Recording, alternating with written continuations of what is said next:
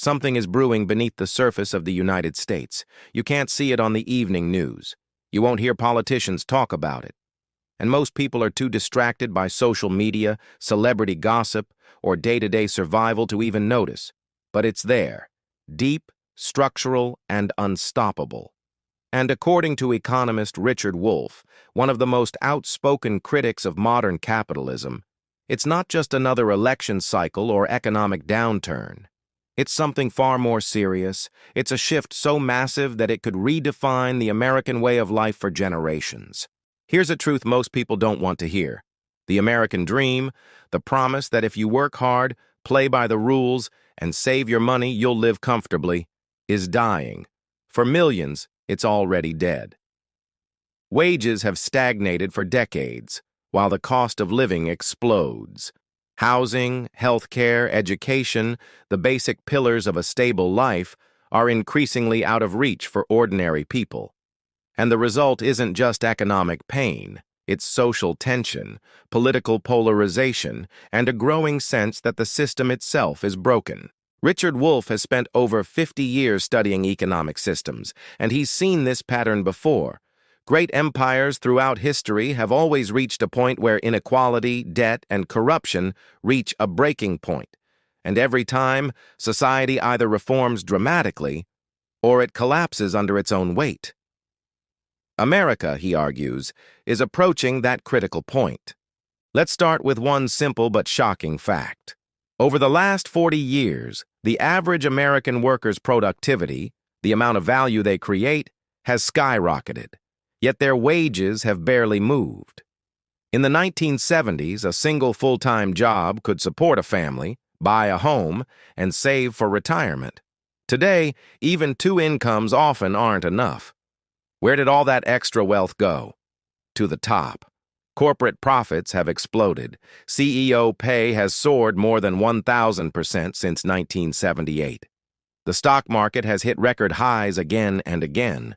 But the vast majority of Americans haven't seen those gains.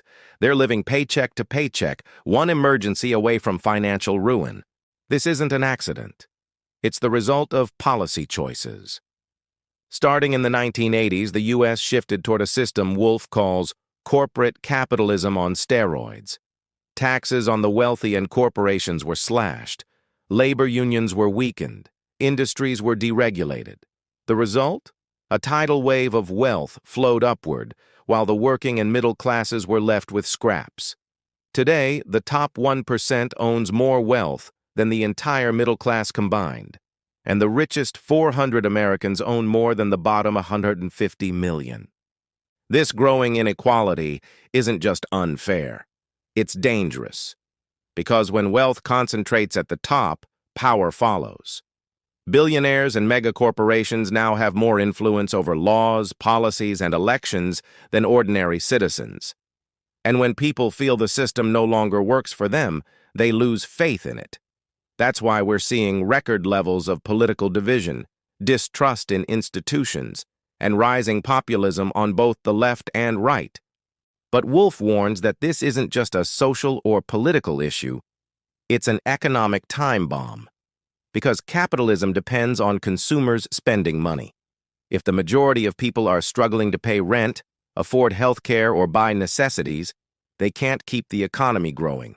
Corporations chase profits by cutting jobs, outsourcing labor, and automating work, but in the long run, they're undermining their own customers. And when the gap between the rich and everyone else becomes too wide, economies collapse. You don't need to be an economist to see the signs.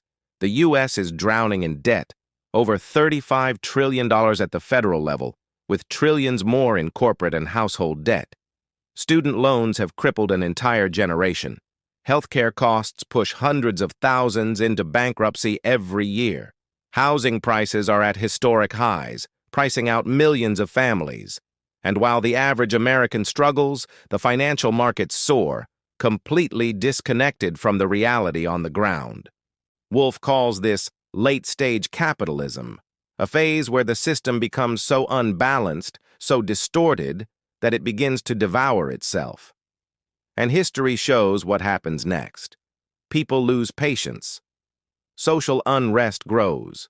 Movements rise demanding change, and eventually, the system either transforms or breaks.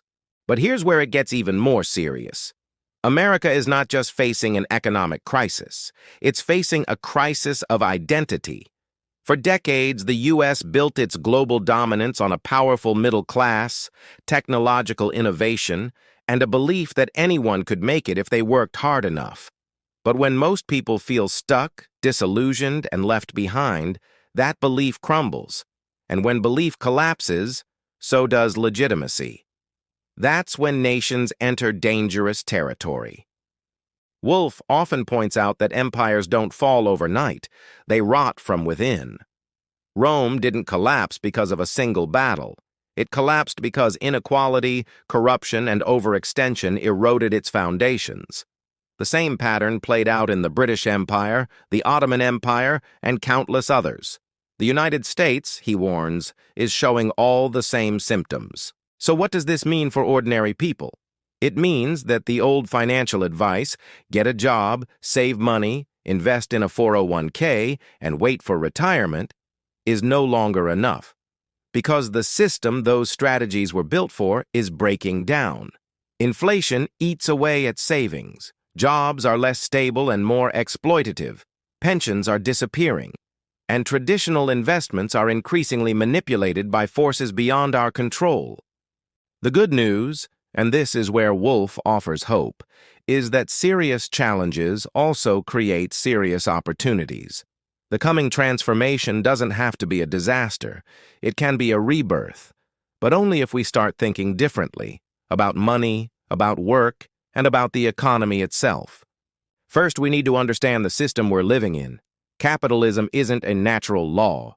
It's a human invention, and like all human inventions, it can be changed. Wolff argues that one of the biggest steps forward is democratizing the workplace. Instead of a handful of executives making decisions while workers obey, imagine businesses where employees share in profits, participate in decision-making, and have a real stake in the company's success. These worker-owned cooperatives already exist, and they're often more resilient, innovative, and equitable than traditional corporations. Second, individuals need to rethink how they build financial security. In an unstable system, relying on a single source of income, especially a job you don't control, is risky. Building multiple income streams, investing in tangible assets, developing high-value skills, and even creating community-based solutions like cooperatives or local businesses can all reduce vulnerability. Third, we need to demand structural change.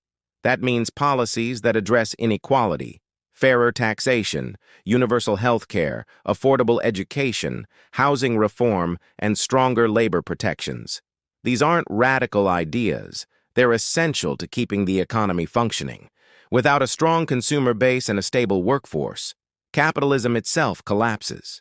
But perhaps most importantly, we must reject the myth that nothing can change.